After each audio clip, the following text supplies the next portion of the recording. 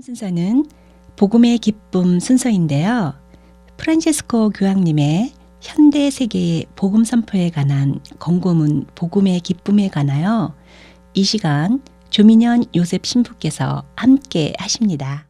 카톨릭 방송 애청자 여러분 안녕하십니까. 저는 뉴저지의 팔리세이드 파크 마이클 성당의 조민현 요셉 신부입니다.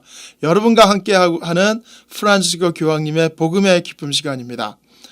우리 종교인은 특히 우리 그리스도인은 하나님의 말씀을 선포해야 되는데 하나님의 말씀이 뭐냐? 그것은 바로 기쁜 소식, 복음입니다. 복음. 복음이 뭐냐? 복음은 정말 은혜롭고 기쁘고 복스러운 하나님의 말씀입니다. 그렇게 하나님의 말씀을 그 은혜롭고 기쁘고 하나님의 축복이 가득한 말씀을 전하다 보니까 입으로는 온갖 좋은 말씀을 전해야 되지만 우리 인간의 본성에 죄에 빠져 있고 하나님을 거역하는 그런 유혹에 빠지기 쉽기 때문에 우리들이 쉽게 유선적인 삶을 살게 쉽게 되고 또 유선적인 목자가 신자가 되기가 쉽습니다. 그래서 종교인의 직업병이 뭐냐? 종교인의 직업병이 뭐냐 하면은 유선이라고 하는 말이 있습니다. 왜냐하면 좋은 말만 해야 되고 행동은 그 좋은 말에 따르지 못하기 때문에 유선이 되는 거죠. 유선이.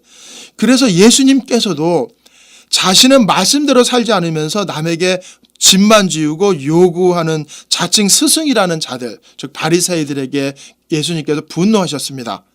자신은 말씀대로 살지 않으면서 남에게만 무거운 짐을 지우고 또 요구하는 그런 스승이라는 자들에게 분노하셨는데 그게 2000년 전에 바리새이들에게 분노하신 모습들이 오늘날의 나의 모습이 아닌가, 오늘날의 종교인의 그리스도인 지도자들의 모습이 아닌가 하는 생각이 듭니다.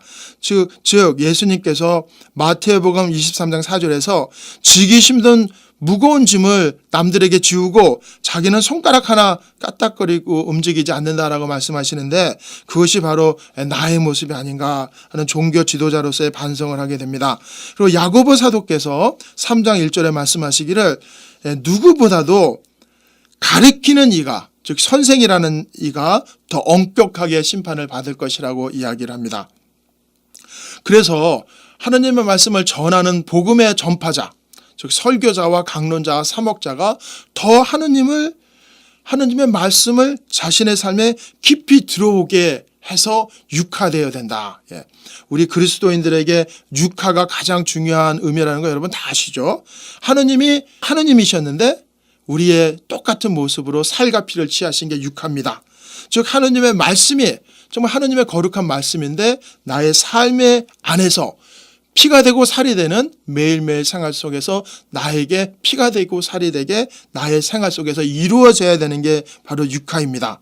즉 하나님의 말씀을 전하는 설교가 강렬하고 풍성하고 자신이 깊이 깨달은 것을 다른 이에게 통교할 수 있어야 되는데 즉 말씀이 살아있고 활동적이고 사람들의 가슴의 생각의 뜻을 꿰뚫는 칼이 되어야 되는데 히브리서 4장 12절의 말씀입니다. 그러기 위해서는 먼저 그 말씀을 전하는 이들이 그 말씀에 열려 있어야 돼요.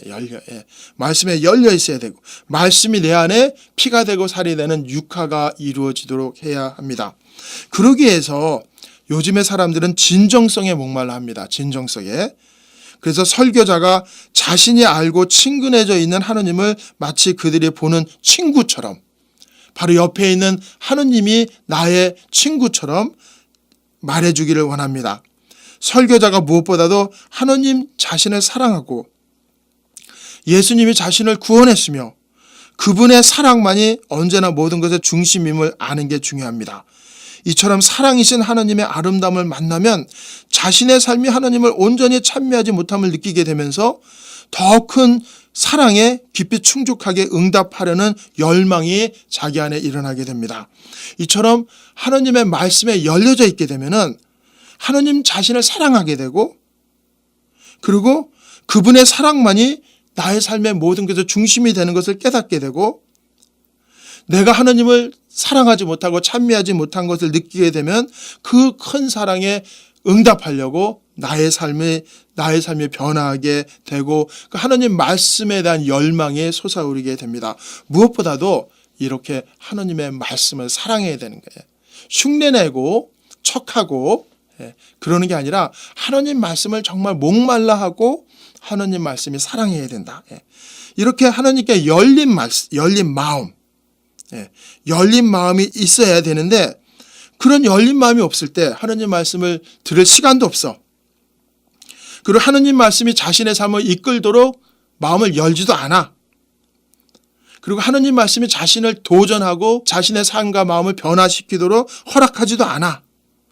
그리고 그 말씀으로 충분히 기도하지도 않아.